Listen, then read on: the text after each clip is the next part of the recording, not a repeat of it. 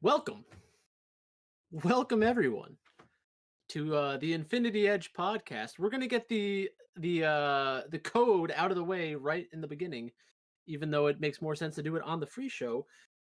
But if you want to support the Infinity Edge podcast, make sure to use the code IEDGE, IEDGE, on your renewals or the next time you throw your information into the website.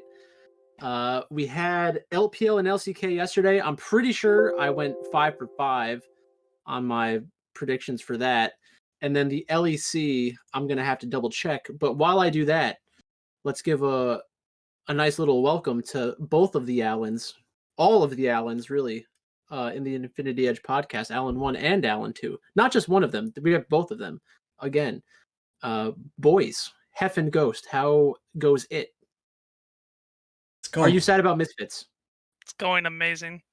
No, I think we take that, right? I mean, they won. They didn't win by enough, maybe, but in the end, who cares? I think that I for one. Yeah. I mean, obviously, I would like to have won more money on the LEC slate, but I think long term, if we keep playing the way we played, we're gonna be okay. That's how I hide my anger and stuff it all down, because I was very angry hours ago, but now I've let it slide away as I watched Team Liquid get 18 kills, and I was like, yes. What I posted in my my Discord last night, I said MAD greater than sign SK, meaning they should win. Even if SK wins, I don't love the spot for them from a DraftKings perspective. Old take. My God. Old takes exposed there. Unlucky. 4 out of 5 ain't bad, and then 9 out of 10 ain't bad. Or what was it? 8 out of 9? How many matches were there yesterday in the LPL LCK? 4? Yeah. 4. Yeah. We've got a 5-game slate tonight. It's true. That's the real deal right there. Pretty good one. We're getting back into the fun part of League of Legends season. But LEC, LCS still going on. TSM just won a very close match against Team Liquid.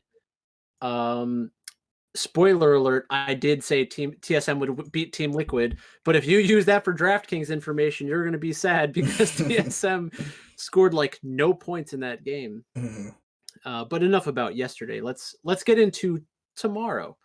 The LEC and LCS slates. Ghost, what are we doing here? Right, we can start off with our first game of the match. The slate. We got Schalke 04 at 5-7 versus our great Misfits who won on Friday, 4-8. Alan, we'll start with you on this one. We ride in that Misfits train again, or is the Schalke miracle run going to start on Saturday? Squad. No, I think it's another time that I'm going to be on Misfits, and they're going to get 15 kills at the end of the game, and then I'm just going to be laying with my face down on this desk here of mine. I think that the teams are pretty close. I would put it right around a coin flip. I think that these are both going to be near the bottom of the playoffs this season. I think Misfits could start to get towards the middle of the playoffs, top of the playoffs next season. So I think that Misfits is the better play here. Schalke has played all of their games in a weird split pushing scaling style. They were actually talking about it on the broadcast today, which I was surprised by as well. So so even if Schalke wins, I don't think that playing Schalke is going to be a particularly enticing angle for me tomorrow, especially because they're the higher salaried team. So I think it's Misfits or nothing for me, and I think that Misfits will fit nicely with players from the G2 Fnatic game. So I think that Misfits is the play. Yeah, it looks like we have Schalke being the 4th highest team, and then Misfits down there below XL. But we'll go with you, Michael, on this one. Schalke versus Misfits. Who do you like? What are you doing with this game for DraftKings? So first I'll go lane by lane. I think Broken Blade against Hyrit, personally, I prefer Broken Blade. I think that it's really weird that Broken Blade went from TSM into Europe and is on Schalke. and doesn't have access to a lot of carry champions in most matchups, and like I don't think they're really using him the right way. But I do think Broken Blade's better than Hyrit. Gilius against Razork, I think it's pretty even. They're fundamentally different kinds of players. For DraftKings, Razork is better than Gilius. Vetio against Abadage, people were calling him Faker Dage, but in reality, I think Abadage and Vetio are very similar in terms of like their upside. They're both relatively young, and they're both going to be mid laners in the LEC for the next couple of years, so you better get used to them. Neon and Limit against Kabe and Vander. I think Kabe and Vander are definitely better. The one thing about Neon, I think we've discussed this before. Neon's gotten like a ridiculous amount of Kai'Sa, right? Mm-hmm. I think he's played like almost every game on Kai'Sa. So that's a very good champion in the previous patches. So the fact that like teams know they've had it so much, we're moving away from that in this next patch. It should be a downgrade for Schalke overall. They did lose to Rogue today, which we kind of expected.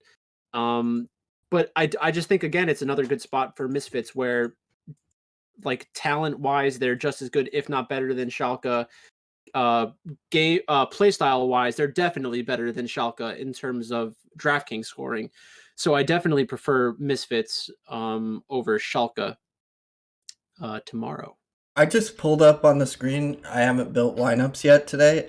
You can build a reckless captain with Misfits and G2 tomorrow. That is nutso. So yeah, that's a good lineup, I think. Yeah, it'll be scary to roster Misfits because even if they're the only underdog to win tomorrow, like in order for the G2 Misfits lineup to hit, you would need the favorites to not score as well, you know? Because like, oh, actually G2 Fanatics tomorrow, so maybe that's not correct. Maybe yeah, because it takes away. Fnatic out of the equation, essentially. Or G2, the other way around. I also noticed today, I was thinking about one thing that we might have missed is that the 80 carry meta is going to be good for Kabe going forward, it feels like that backline carry. Yeah, backline damage dealers much further back kind of stuff feels very good for Kabe. Like his Ezreal today was really good, so that could be something to look out for. The issue I think with that is the like when you get into that kind of meta where you could potentially go like super late game, then you start getting like Kate. Well, we've seen a lot of Caitlyn already, and Caitlyn is a weird champion because she's really strong in the early part of the game because she has a high attack range, and then she falls off a little bit, and then she gets a lot stronger once she has a lot of crit because she can like kill a squishy with like 4 or 5 auto attacks. That's the weird thing about the upcoming meta we're going into. But I agree. I think for the teams that want to scale and like get a lot of good items onto their 80 carries, I think it is going to be good for Kabe. All right, we'll move on to our second game of the slate. We have XL up against SK. XL coming to this game 5-7 after a 4-game loss streak now, going up against SK, who won their game against Mad Lions yesterday. Pretty impressive win by SK, I must say, since they were down early in the game by about 5k gold, if I remember correctly. But I assume this is just a smash spot for SK to take over XL because I don't see this team getting any better. But Michael, maybe you have a different opinion. Sure.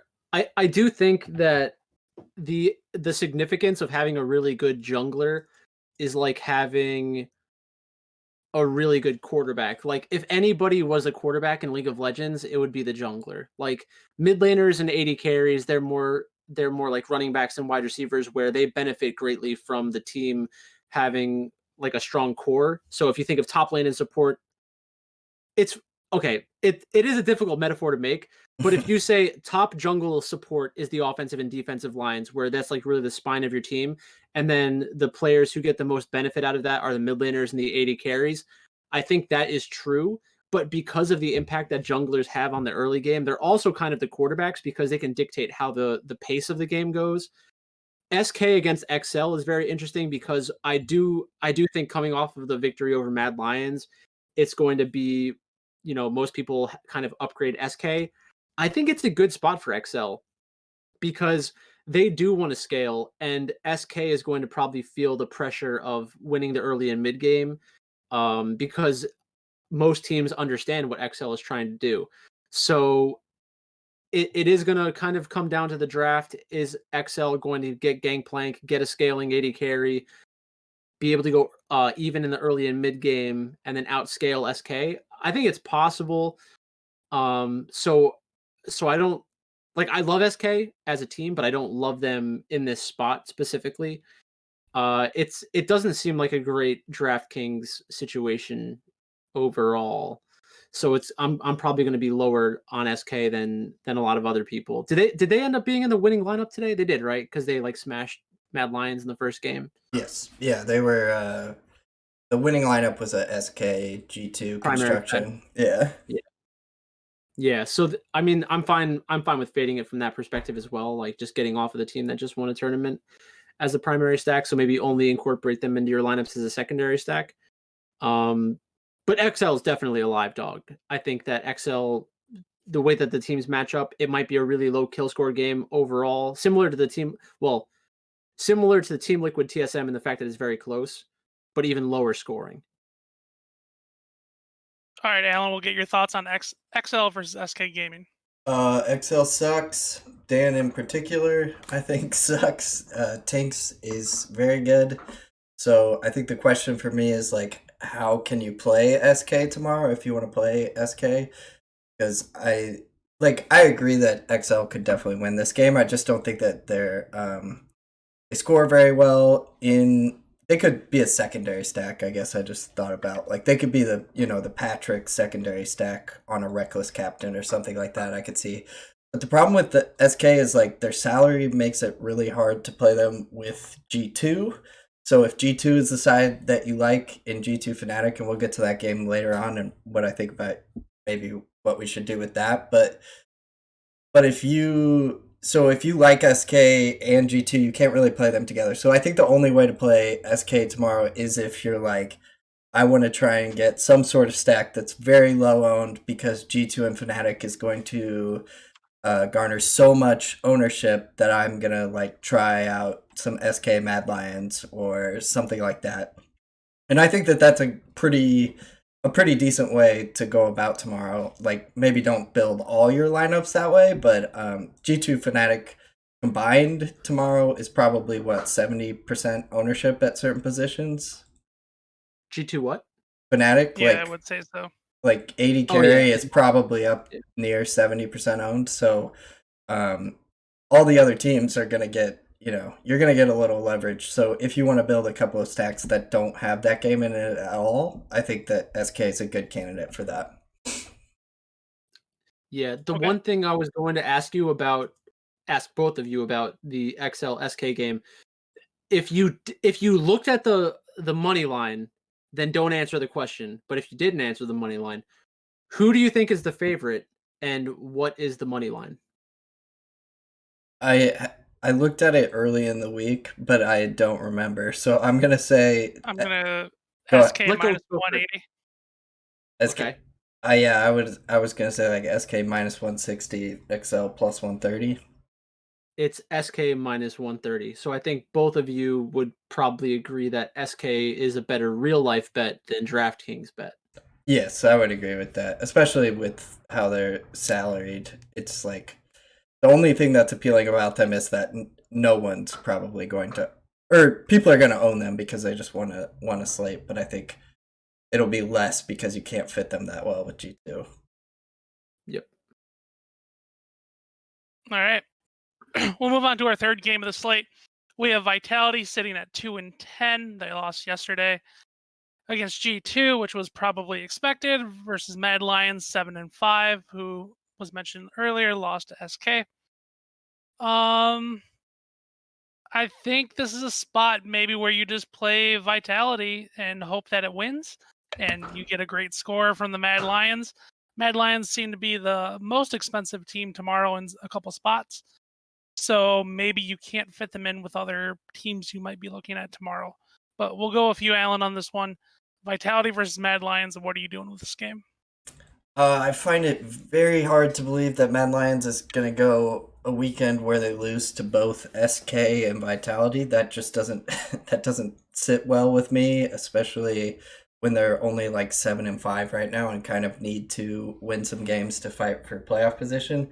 That said, they do weird stuff. Like today in that game, they 100% should have won that game in a lot of situations, and then Carzzy just gets caught out near a Rift Herald, and then the whole team tries to make up for that by diving in also, and then they're all dead. And that's like the story of Mad Lion's life. So I don't hate the idea that like you want to play one or two Vitality lineups. I just think that Vitality probably tries to like play a scaling game for them to win, and I would anticipate Mad Lions takes pretty big advantage of that because they just overwhelm with aggressive play. So I think it's a good spot to play some Mad Lions. I don't think it's like the absolute best Mad Lions spot because Vitality has been such a low combined kills per minute and desperate loss kind of team, but there's only so many teams on a slate, and Mad Lions is one of those teams that can always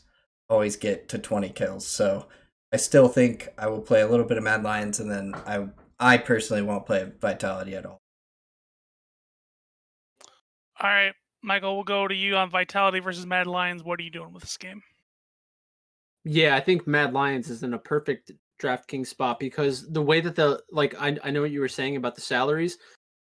Mid lane and AD carry, they're both the third highest in those spots. So if you're running AD carry or mid primary stacks, you're like getting a little bit of a discount at the captain position, but you have to pay a little extra in the like secondary positions of top jungle and support to fill out your primary stack. So I think a lot of 3-4s and even some like 3-3-1s where you get the team slot from the primary stack as well. I think both of those are going to have some like surprisingly good combinations for Mad Lions because you have two things going for you. First of all, actually three things. They're coming off of a loss. They're playing against Vitality, who is theoretically a low combined kills per minute. And then also you have them being the highest salary. So a lot of their combinations aren't going to work with underdogs and like the lower favorites. You have them against a team where some people will think to themselves, well, Vitality doesn't give up a lot of kills, so let's fade that. And then also they're coming off of a loss. So that's like the perfect spot for Mad Lions, in my opinion. I want to get a decent chunk of exposure to them in this spot, I think. Because this game exists the way that it is right now, I think I would probably want Misfits with some Mad Lions as the primary stack, fade at XLSK, and then we'll get into the next two games, but I think it's pretty clear how you're going to attack the next two games anyways. All right, well, we can move into our fourth game of the slate. We have Rogue sitting at 10-2 versus Astralis 3-9. I won't spend too much time introing these because Rogue should just smash here.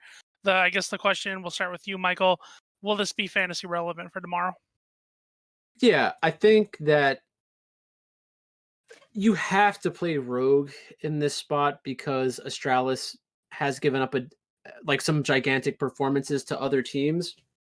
It's always going to be a little concerning because Rogue doesn't necessarily want to fight continuously against lesser teams. They want to just outplay them from a macro perspective. So it is definitely scary. It makes Rogue a better secondary stack. Like if you play an underdog as your primary stack, Rogue makes a lot of sense as your secondary stack because you're getting like almost a definite win. And the fact that G2 and Fnatic are in the same match, it kind of makes Rogue even better than they normally are on one of these LEC slates. I think that's really the only way to approach it. You kind of need to get 10 to 15% exposure of Rogue unless you're going to overweight the field. So I don't even know if anyone's going to play it a way other than that. Would either of you play Astralis? Like I think it's one of the worst scenarios for Astralis. The chances that they have winning are like against G2 and Fnatic because they're willing to fight you all the time. I don't really see Astralis beating Rogue in this spot ever. Yeah, I don't see Astralis winning, so they'll probably get 30 kills tomorrow. So we'll go with you, Alan, on your thoughts on Astralis versus Rogue. What are you saying here? For a moment, I thought you were about to move on to the next game, and I was kind of relieved.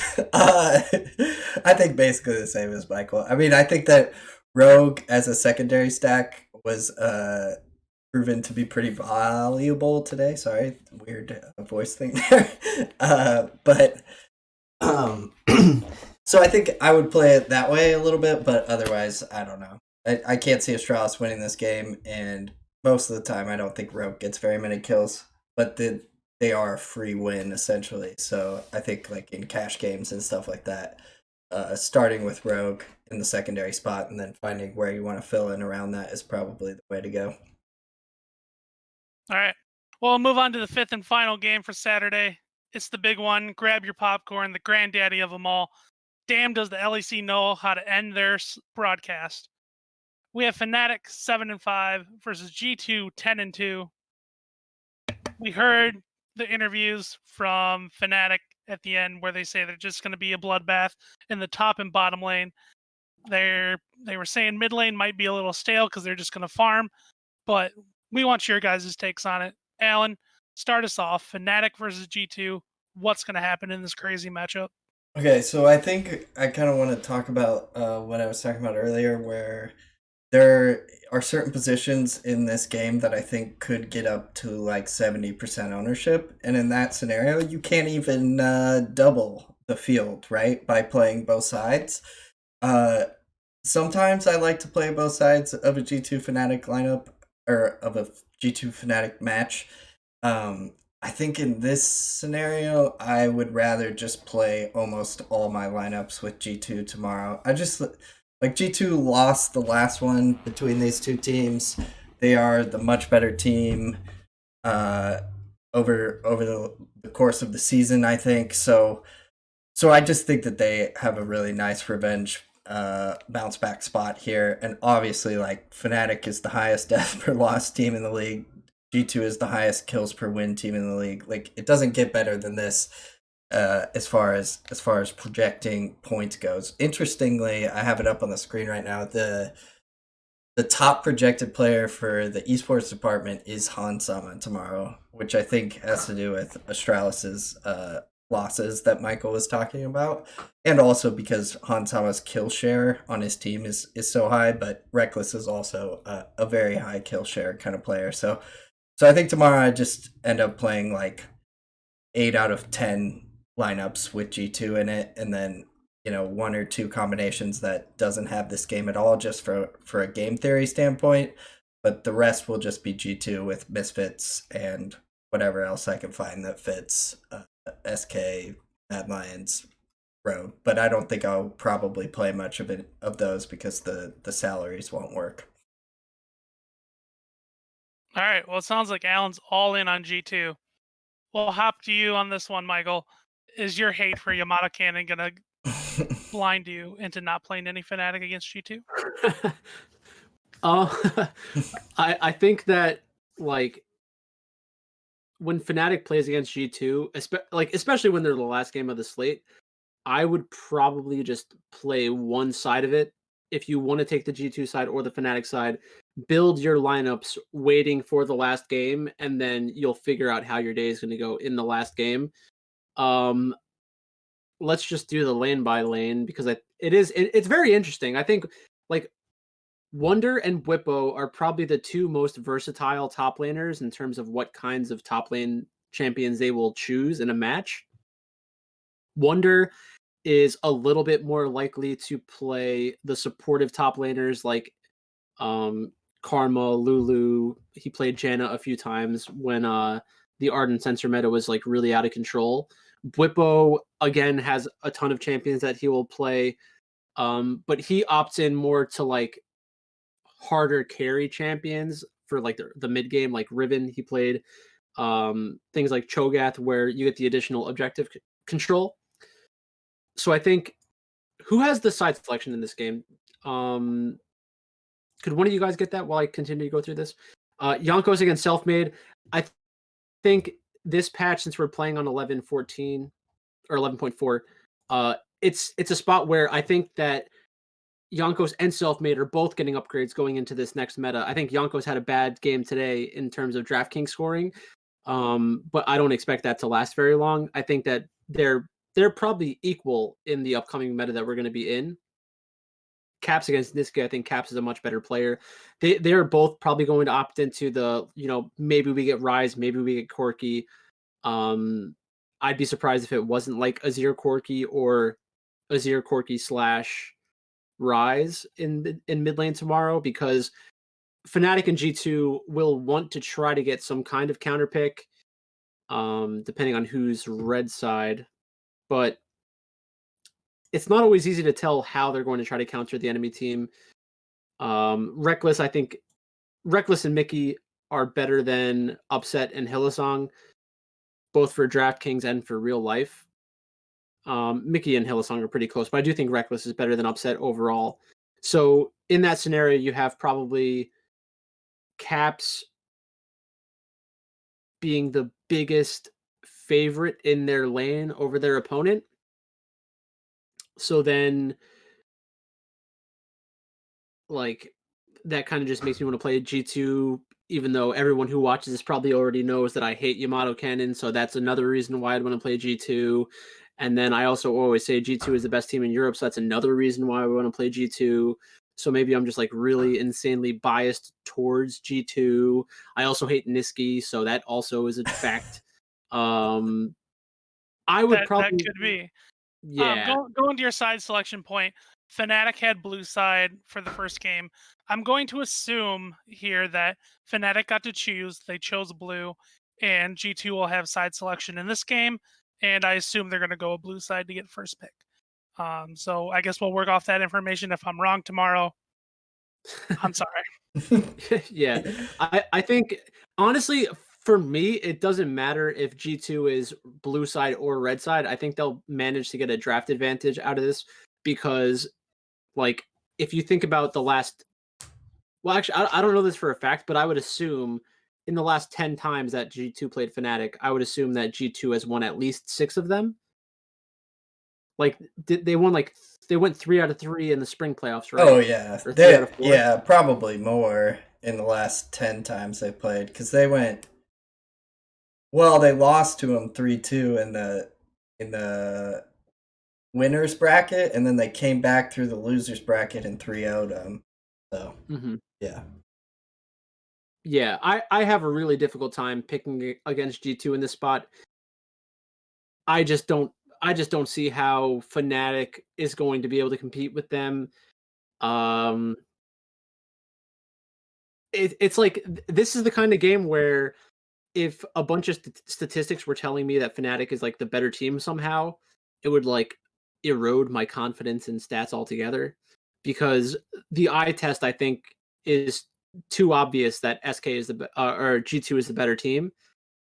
So is there anything that makes you think that G2 is going to have a chance to win this match, other than, like, theoretically every team has a chance to win in a best of one? You mean Fnatic to win the match? No, I don't think so. I mean, their stats, G2 stats are way better than Fnatic's, so that's not a concern. And I also just think, like you said, eye test wise, like, G2 just knows what they're doing in game right now a lot more than Fnatic does. Fnatic is kind of winning off of raw talent a lot of the time and don't have a coherent game plan sometimes.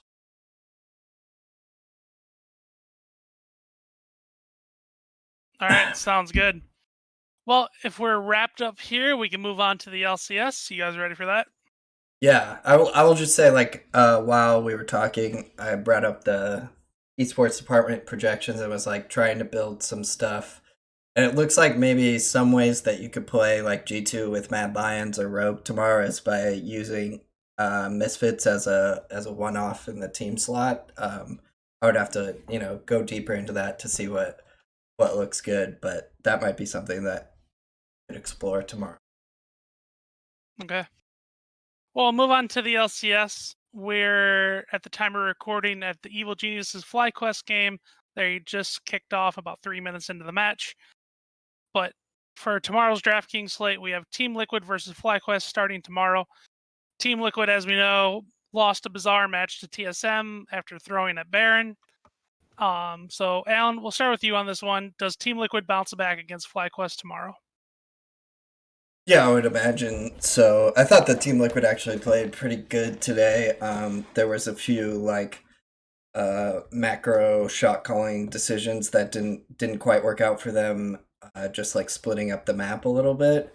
But I actually thought that they played pretty well, even though their draft was once again kind of weird. I don't know that Olaf is going to be a big part of the future meta. It felt kind of out of place for them today, but we'll see what happens with them. They're just way better than FlyQuest. The only position that FlyQuest even is like close in is top lane, and then everything else is pretty heavily Team Liquid favored in my opinion. So yeah, I think it's a good enough spot to play Team Liquid in. FlyQuest seems to have a lot of deaths in their losses. They're playing Evil Geniuses right now. It's 0-0 at 5 minutes. I guess that doesn't really mean anything. So yeah, I think FlyQuest has a lot of deaths in their losses, and Team Liquid is, hasn't won in a while, and so I think people's opinion is kind of declining on them. Like today, their ownership was really low. I thought some spots they were 7%, something like that, and so I think that's pretty rare for a team that good. So yeah, I think it's a good spot to play some Team Liquid tomorrow. Yeah, Team Liquid actually did score pretty well if you use just the players, because they ended up with 18 kills on the day. But we'll go to you, Michael, on this one. Team Liquid versus FlyQuest. What are you doing with this? So, Alfari against Licorice. I think that they're both very good. I don't see a big difference in the top lane, especially if Team Liquid does something again today where they put Alfari on Gragas. Like, it's really weird. I don't know why you would do that to a player who you brought in to be a carry. It just doesn't make a lot of sense. Like if you use the CLG comparison, I think since they spent money on Finn, every single game should be like, oh, well, we have this really good top laner. We should put him on some kind of champion that can help us carry the game. The only way that Alfari is going to potentially carry a game as Gragas is like getting a ridiculous engage. And not any top laner can do that, but most professional top laners can do that somewhat convincingly. Santorin against Jose Diodo. Again, I still think Santorin's a better player. So there's an advantage there. Jensen against Palafox. I think that it's not the way that I look at Jensen, it's like he's not some kind of dominant laning player, but because his teams are generally pretty good and win a lot, he'll have the better scores for DraftKings on average. But in a lot of spots, I think Palafox will be just as impactful in the game. Like I personally don't think of Jensen as a difference maker. He's like really tied into how well his team is performing. Tactical and Core JJ against Johnson and Diamond. I think that Tactical and Core JJ are the better duo. But even though Team Liquid will most likely have blue side, I still think FlyQuest is more likely to have Seraphine unless it gets banned out. So it's going to be like split pushing team against team fighting team. I think that's really the best play style for both of those teams respectively. So I would like want the teams to draft into that situation. I don't think FlyQuest has many chances to win the match, but if they won the match, I think you'd both agree that it would most likely be a high scoring situation, especially if they get Seraphine. Yeah, I can see that. I mean, FlyQuest, the only way they win games basically is like grouping up. So even if they don't get that many kills, they just participate a lot. Yeah. All right. We'll move on to our second game of the slate. We have Cloud9, who won today against a team. I'm blanking on it. Versus they beat a team. Oh yeah, it's Golden Guardians. Can we even call them a team? All right. It was the worst game ever. It was so done after like 1 second. Anyway. It was done after first blood. But Cloud9 fighting a more formidable opponent tomorrow, probably. Evil Geniuses. We'll start with you, Michael, on this one. Cloud9 versus EG. Who do you like? What are you doing with this game? I think so. I could try to convince myself that people will be a little bit off of C9 because they're in a spot where like they're not necessarily like 70 or well, they probably are like 70% favorites to win the match. But they're coming off of a or a poor DraftKings performance. Maybe that's a benefit for them, ownership wise. Like maybe you want to play them a little bit more. But I would not pick against C9 in this situation. I think almost every single lane they have an advantage. Probably every single lane they have an advantage. Top lane, Fudge against Impact. A lot of people will say that Impact is just as good as Fudge. So like I'm not gonna make too big of an issue about that. Blabber is better than Svenskeren. Perks is better than Jizuke. Sven and Vulcan are both better than Deathly and Ignar. So like, can you justify playing Evil Geniuses 7%, 8% of the time? I think so, but it's like you're not gonna feel good about it. I think I'd rather just play C9, Fate Evil Geniuses, and see what happens. I think it's probably better most of the time. Not much more than that, because I think in general, I think everybody would agree that I'm higher on Evil Geniuses than most people, but it's just not.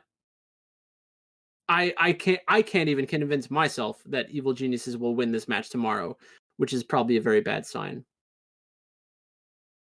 Okay, Alan, we'll get your thoughts on Cloud9 versus Evil Geniuses.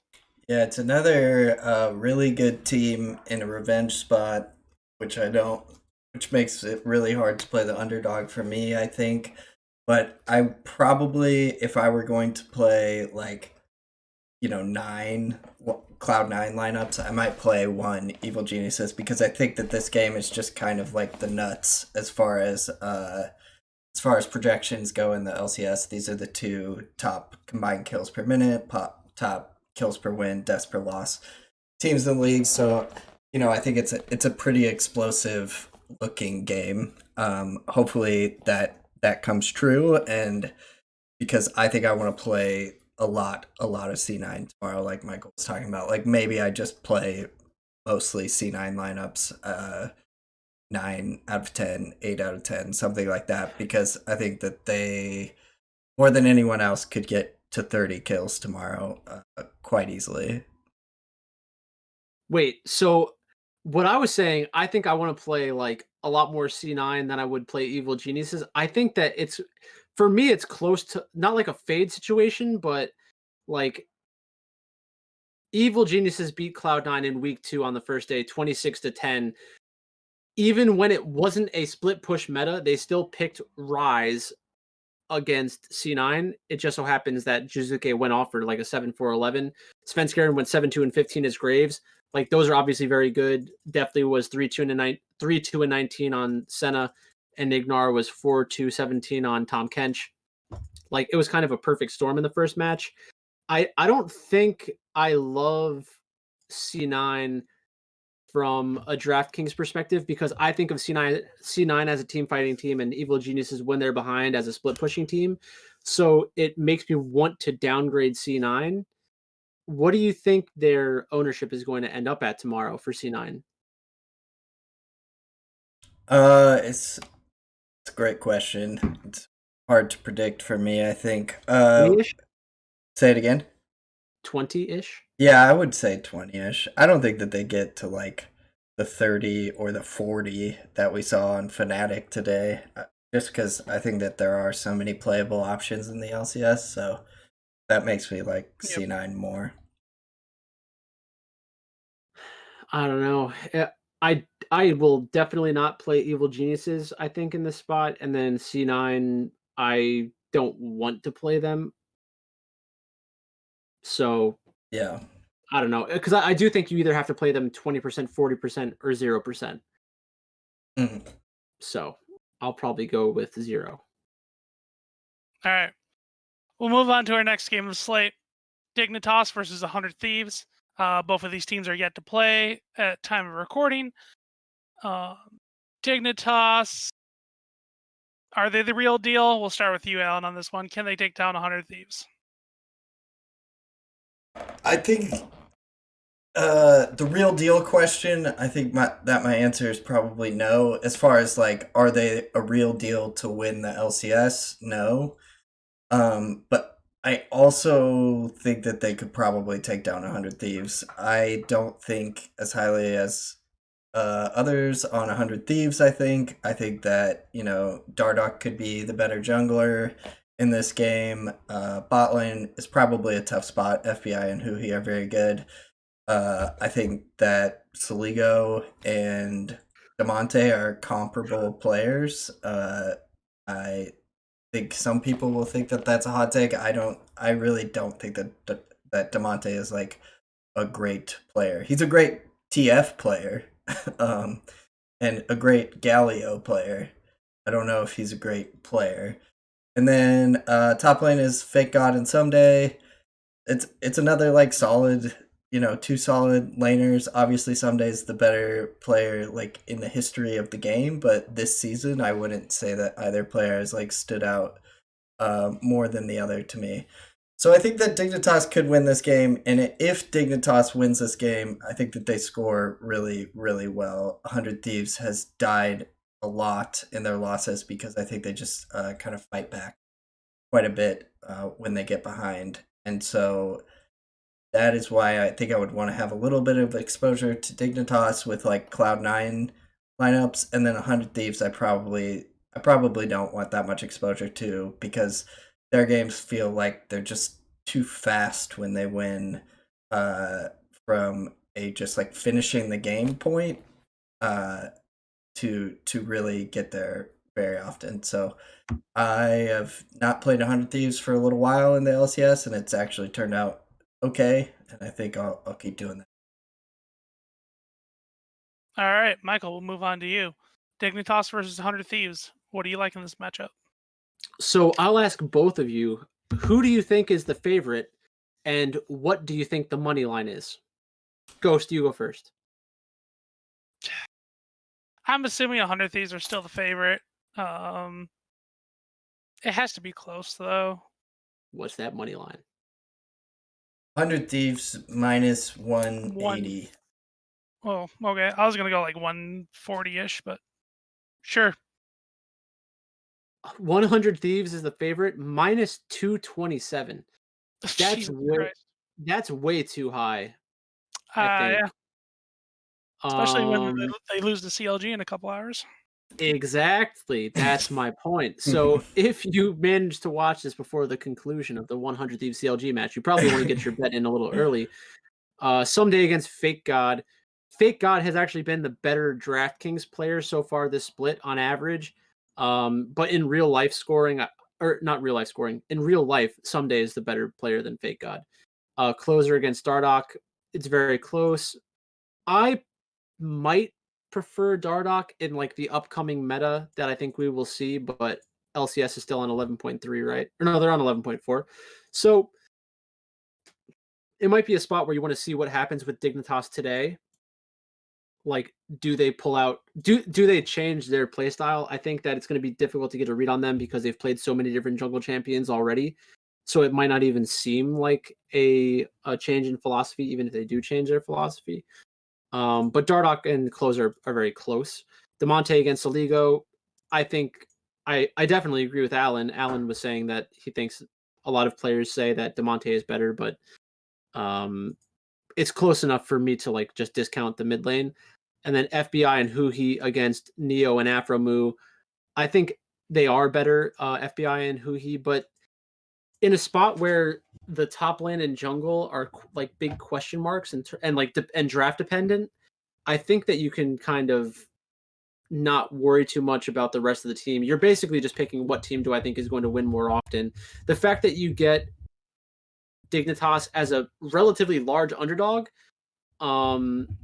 do you think people will be able to pick Dignitas convincingly tomorrow? Like, they're listed as an underdog, so people will probably have a slightly lesser opinion of them.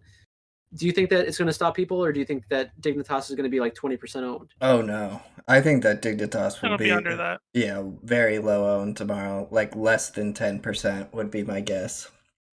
Yeah, if that's the situation, I think that I definitely want to double the field on Dignitas. Yeah, that seems like a very good spot. Does it feel like for me? Does it feel like Dignitas is like getting shit on for winning? Like people are like they're due for a loss because they're not that good, and you're like, well, I mean, and I get what you're saying. Like I think that they have overperformed so far, like their talent levels, but at some point you just gotta look at each game individually, and I think like can Dignitas beat 100 Thieves? Yeah. Could they score really well if they beat 100 Thieves? Yes. Do their salaries make them very playable tomorrow? Yes. So, like, I think it's a great Dignitas spot. Yep. All right. Sounds good. We will move on to our fourth game of the slate. We have Team Solo Mid versus Counter Logic Gaming. Team Solo Mid beat TL yesterday off of a Baron steal that we kind of talked at the top of the show. CLG is still yet to play against 100 Thieves. We'll start with you, Michael, on this one. TSM versus CLG. Who do you like? What are you doing with this game? So, I'm assuming that CLG is going to win the match today. If CLG manages to win their match today, I want to completely fade them tomorrow, play all of TSM coming off of their bad victory over Team Liquid, and just kind of go all in on TSM. I think TSM-CLG is going to be the best DraftKings scoring match of the day. So I could see myself playing like 30 or 40% TSM, 20% CLG, and then getting a lot of different combinations and just see how everything ends up going tomorrow. Because, like, I don't know what it is about TSM, but I always think about the TSM 100 Thieves matches from last year where, like, every single time they played against each other, it was 25-20. I think that CLG is that sort of team as well. So I want to try to fit them into my lineups, and I want to fit the teams playing against CLG into my lineups.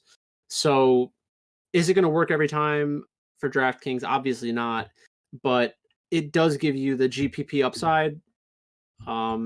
And it'll be I do think it'll be a much more difficult decision to pick TSM after CLG wins today.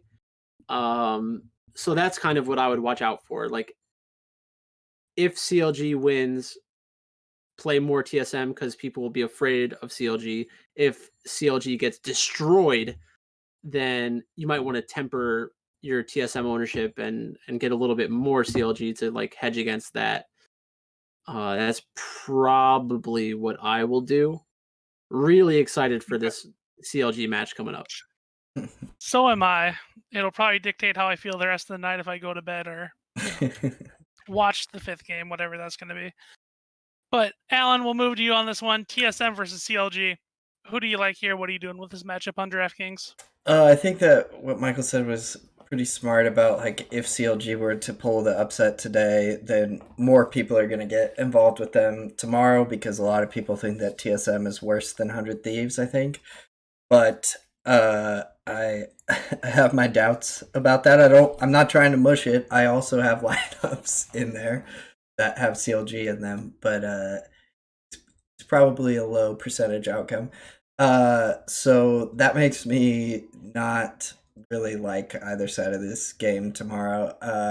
I don't have this ranked as a particularly bloody game. Like, TSM hasn't been very good in their wins. They've died a lot in their losses, so maybe like long term that makes them a bloodier team in their wins. And then CLG was one of the higher combined kills per minute and kills per win and all that stuff before, but now that Brox has been here, they've actually dipped below average in all of those, right around average actually. So yeah, this game doesn't set up very well for me. I think I would rather do stuff with the Dignitas, the C9s, the Team Liquids personally. Something crazy must have just happened in the FlyQuest Evil Geniuses game, huh?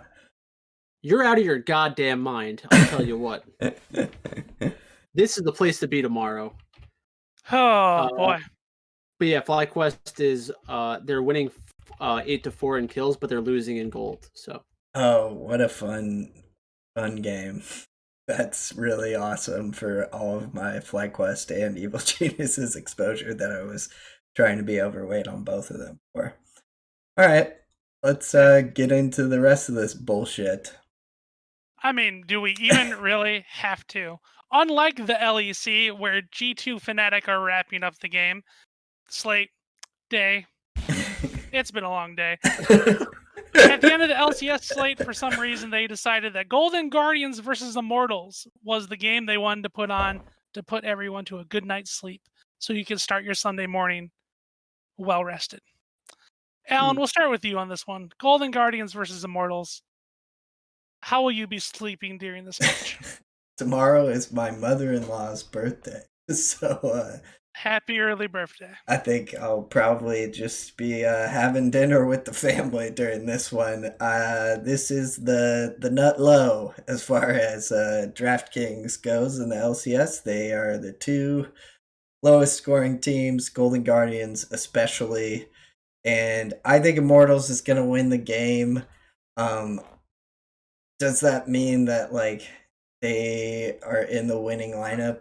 I really, really doubt it on this particular slate where we have, TSM in a good matchup, C9 in a good matchup, Team Liquid and FlyQuest playing each other. That's a decent matchup too. So I think this game you can safely just go to bed. Unlike tonight's game, Dignitas Immortals, which I will be watching glued to the screen, me and 20 other people.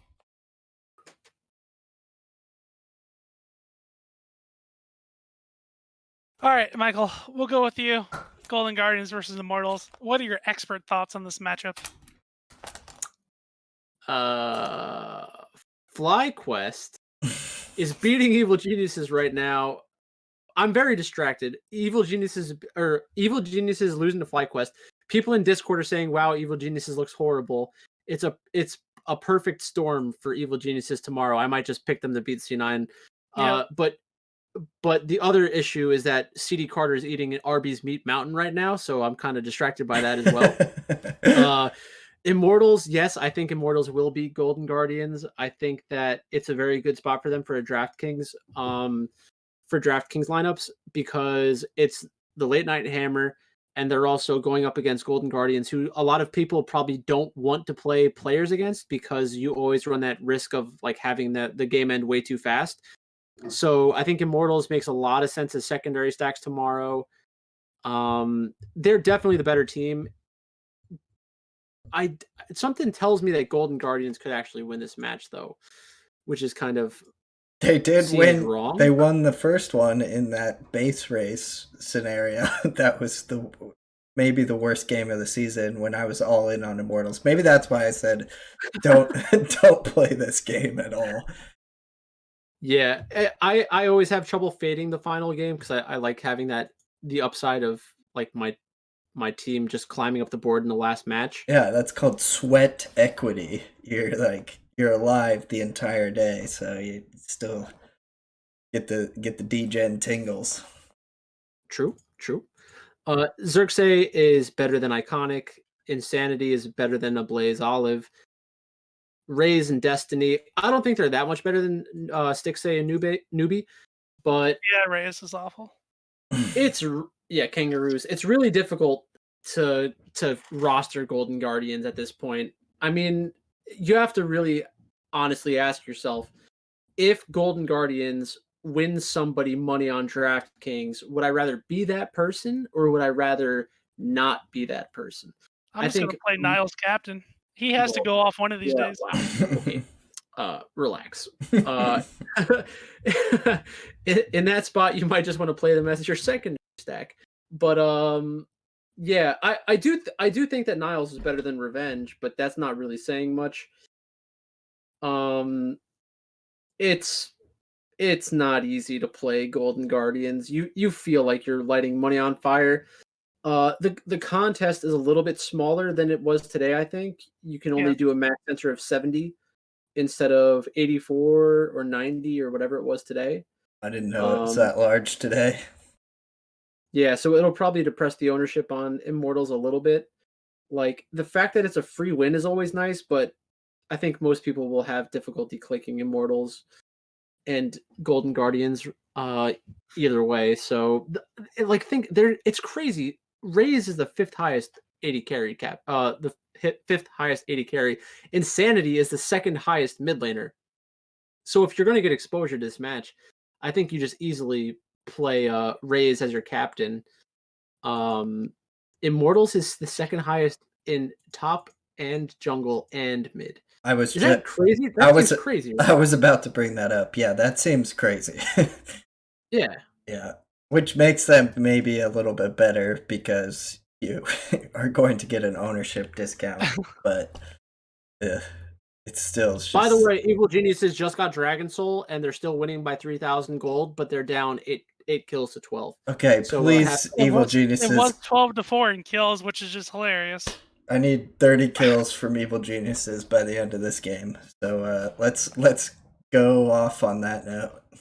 Oh, I just have the game streaming. Oops. We'll cut that out or something. Really professional stuff around here. Oh, that's a big yikes. All right. It's been an amazing night. I want to thank everyone for watching today. If you enjoyed the video, be sure to like and subscribe to the Esports Department YouTube channel. I want to thank both Michael and Alan tonight for joining me. You can find Michael at League of Items and Alan at LCS Picks on Twitter. You can find myself at XGhostRider90 on Twitter. Let us know how you liked tonight's show. If you want to re-up your subscription to the Esports Department, I got a code for you. Michael, what's that code called again? iEdge. Spell it for me. IEDGE. Jesus. That code right there. That code right there gets you 10% off a subscription. Won't get it anywhere else. Come support the show. Have a good night, everybody. Let's go make some money on Saturday. Please. Yummy.